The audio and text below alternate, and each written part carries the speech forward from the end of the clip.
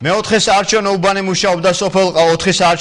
მუშაობდა სოფელ ყარაჯალაში ნომერ 39 საარჩევნო უბანზე საარჩევნო პროცესი დილიდან ხმაურით დაიწყო.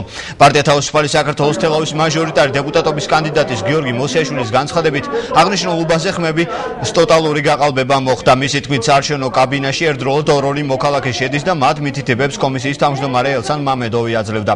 ამ უბანზე მიულინებული დამკვირვებლების თქმით კომისიის თავმჯდომარის მხრიდან კონკრეტული მითითებების მიცემას ადგილი არ ჰქონია. ყარაჯლის ნომერ 38 საარჩევნო უბნის კომისიის თავმჯდომარის ელზა აშიროვას თქმით, სოფელ ყარაჯალაში გამოვლენილი ფაქტები ქართული ენის არცოდნას უკავშირდება.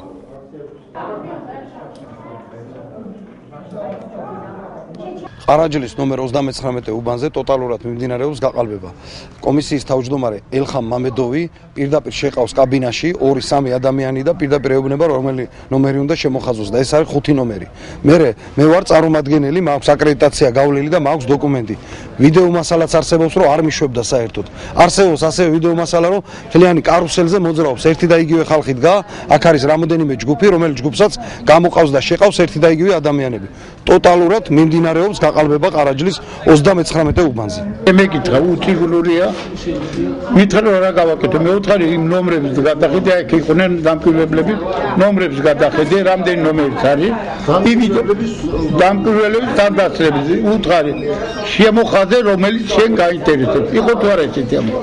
არა, ნომრის მითითება არ ყოფილა, მაგრამ აი წესით რომ ესე იგი მომდევნო ამომრჩეველმა უნდა გაარკვიოს, ის მომდევნოც როცა ვერ ერკვევა ამაში, უკვე მესამე პირი შეიძლება თავმჯდომარე იყოს, შეიძლება რომელიმე ის იყოს, რომ უხსნიდეს.